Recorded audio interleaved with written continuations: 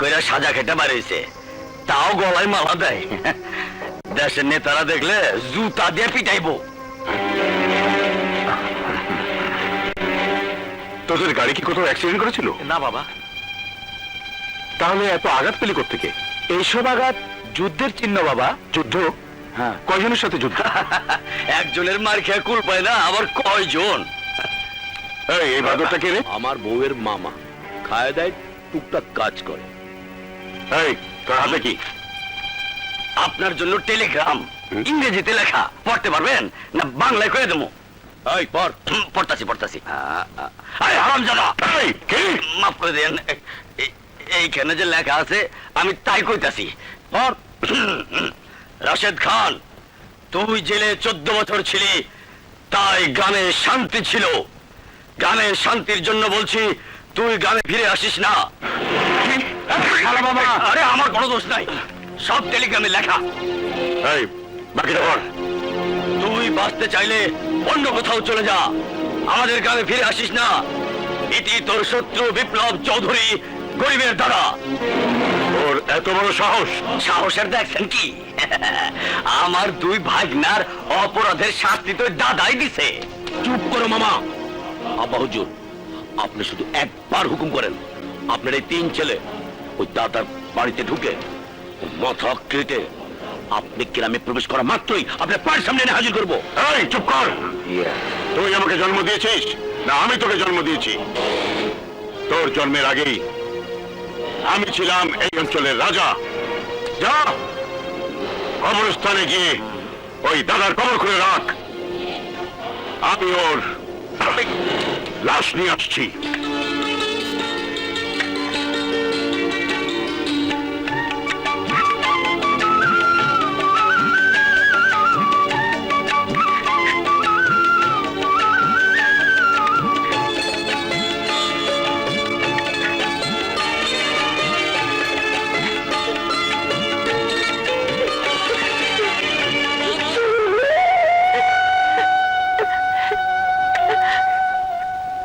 কাজল, কাঁদছিস কেন?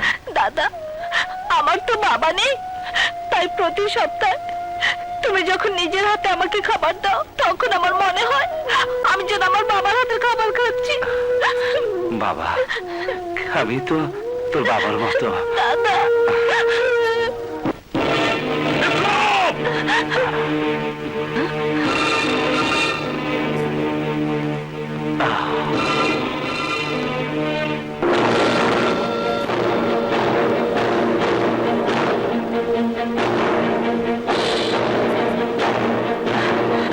রাশেদ খান, কি চাও তুমি এখানে?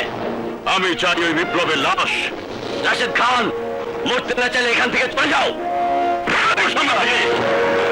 এই বিপ্লব, তোর নিজের শক্তিতে বিশ্বাস থাকলে আয় আমার সাথে মোকাবেলা কর, দেখি কে হারে কে জেতে।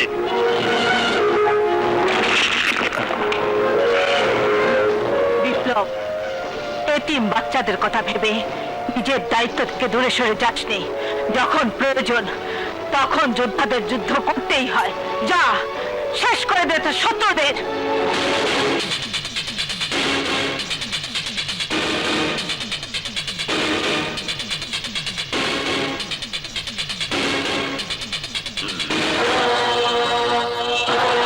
বিপ্লব, তুই আমার ছেলেদের গায়ে হাত তুলেছিস, তুই আমাকে গ্রামের মাটিতে পা দিতে নিষেধ করেছিস, ফিরে আসতে বারণ করেছিস। এই গ্রাম কি তোর নিজের সম্পত্তি? রাশেদ খান, এই গ্রাম আমার গ্রাম। এই গ্রামকে বাঁচানোর জন্য প্রয়োজনে আমার জীবনও দিতে পারি, প্রয়োজনে তোর জীবনও দিতে পারি। যা, এই গ্রাম ছেড়ে চলে যা। আমি এত বছর জেলে থাকার পরও জানি এই এলাকায় শুধু আমার হুকুম চলে। তোর এত বড় সাহস, তুই আমার লোকদের গায়ে হাত তুলেছিস।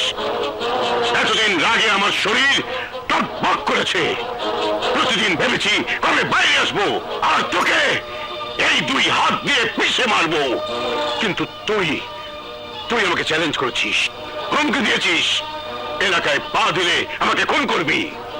কিন্তু আজ যদি তোকে আমি কবর না দেই, তাহলে আমি আমার বাবার সন্তান না। শুনে রাখ রাশেদ খান, যদি আজ আমার হাত উঠে তাহলে আজ তোকে তোর বাবার কাছে পাঠিয়ে দিব। এক জঙ্গলে দুই সিংহ থাকতে পারে না। আজ তোর মৃত্যু আজকেই হবে। না, আমি রাজা, তুই প্রজা। শিকার করাই সিংহের কাজ, আর সিংহ শিকার করে তোর মতো শুয়োরের বাচ্চাকে। এই!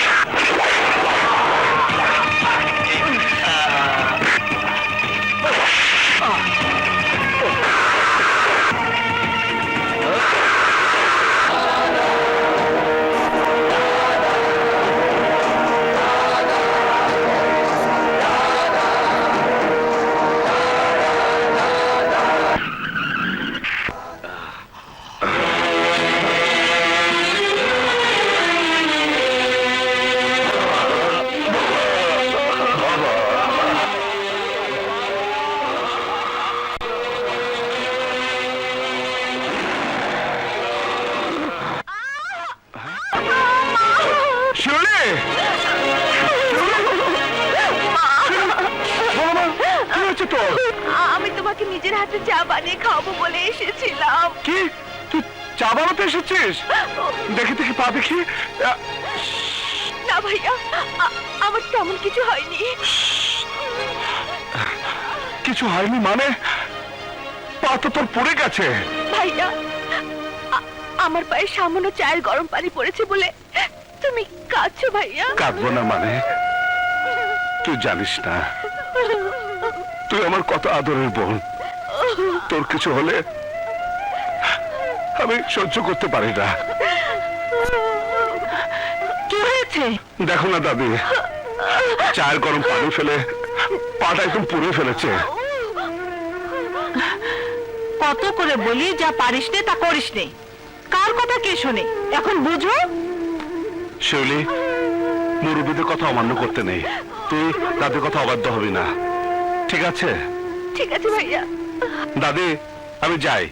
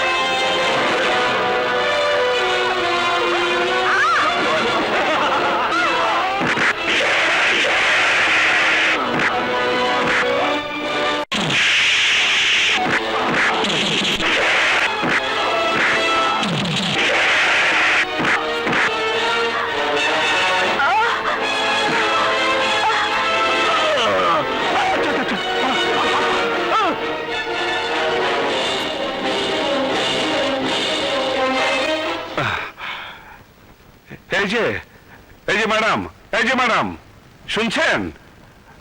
এই যে শুনুন। আহা, এই যে ম্যাডাম, ম্যাডাম।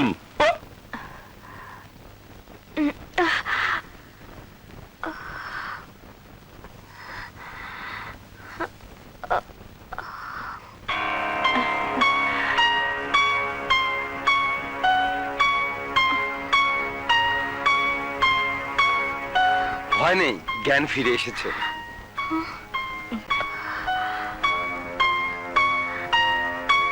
এখানে কেন? হ্যাঁ?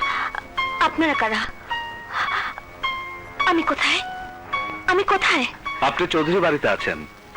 আপনার নাম ঠিকানাটা বলুন, আমি আপনাকে বাসায় পৌঁছে দেওয়ার ব্যবস্থা করছি। নাম, ঠিকানা, কি আমার নাম, কি আমার ঠিকানা, কি আমি, কি আমি? ডাক্তার সাহেব, ও এমন করছে কেন? সম্ভবত মাথায় প্রচন্ড আঘাতের কারণে উনি স্মৃতিশক্তি হারিয়ে ফেলেছেন। কি বলছেন ডাক্তার? এখন কি করব? তোদের কিছুই করতে হবে না। যতদিন ও স্মৃতিশক্তি ফিরে না পায় ততদিন ও এ বাড়িতেই থাকবে। ডাক্তার, আপনি যান। দাঁড়া। হ্যাঁ, বিপ্লব, তুই চারিদিকে লোক পাঠা, খোঁজ নিয়ে দেখ কার ঘরের চাঁদ আমার এখানে আশ্রয় নিয়েছে। ঠিক আছে দাদিমা।